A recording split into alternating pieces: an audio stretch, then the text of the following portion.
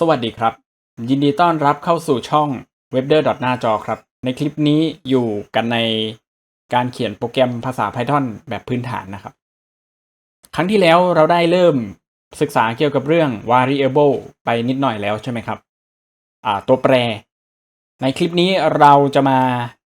เริ่มเกี่ยวกับ data type นะครับก็ data type มันต้องใช้คู่กับตัวแปรอยู่แล้วมันจะเป็นประเภทของตัวแปรครับว่าเป็นตัวแปร int เก็บตัวเลขอย่างเงี้ย str ก็จะเก็บ string เป็นข้อความ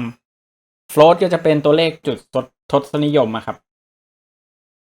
ก็นี่ครับมันจะมีตัวอย่างไว้ให้เดี๋ยวผมจะทิ้งไฟล์ตัวนี้ไว้ให้นะครับเป็น Google Sheet แล้วกันง่ายดี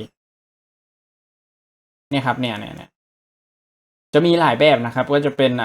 string ก็จะเป็นเนี่ยครับอย่างที่เราได้ทำกันไปครั้งที่แล้วเลยก็จะมีdouble quote นะครับ double quote เนี่ยใส่ไว้จะอยู่ภายใต้ double quote นะครับแล้วก็มีตัวเลขเป็น int นะครับตัวเลขทั่วไปไม่มีจุดทศนิยมนะครับอันนี้ก็จะเป็น float นะครับ decimal พวก decimal มีจุดทศนิยมจะเก็บเป็น float นะครับ complex จะเป็นตัวเลขจำนวนซ้อนนะครับเชิงซ้อนนะครับจำนวนเชิงซ้อนซึ่งเราไม่ค่อยได้ใช้เท่าไหร่นะครับนานๆจะใช้ทีอันนี้เราอาจจะไม่ได้ยกตัวอย่างนะแล้วก็มี list นะครับ list นี่ใช้เยอะนะครับเกี่ยวกับเรื่องต่อกับฐานข้อมูลและดึงออกมาใช้เนี่ยเยอะมากๆนะ tuple ก็ใช้นะครับ range ก็ใช้นะครับใช้กับพวกการทำซ้ำข้อมูลนะครับใช้เยอะมาก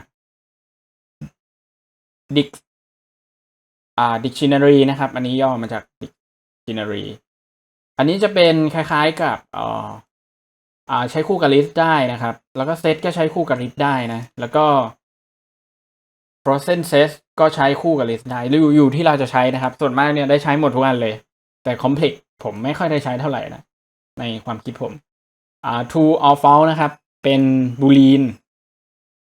ก็ได้ใช้บ่อยก็จะมีbyte นะครับ byte นี่ก็ได้ใช้นะครับ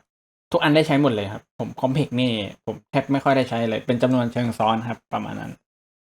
เราก็ลองเอาไปใส่แล้วก็ลองพิมพ์ดูนะครับว่าผลลัพธ์มันจะออกมาเป็นยังไงเอานู่นมาบวกนี่มาบวกนู่นก็ได้นะทุกคนอย่างเช่นผมจะลองเอา list มาlist เนี่ยผมจะต้องทำเนื้อเรื่องแยกอีกตัวหนึ่งนะครับเพราะฉะนั้นมันอาจจะ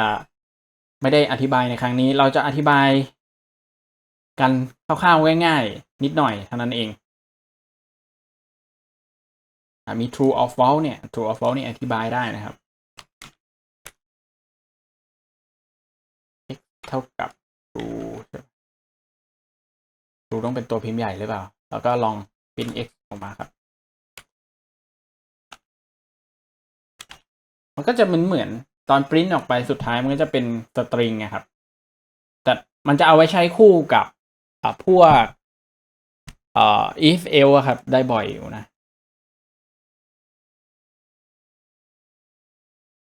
ก็จะประมาณนี้ครับเดี๋ยวครั้งหน้าเราจะมาเริ่มท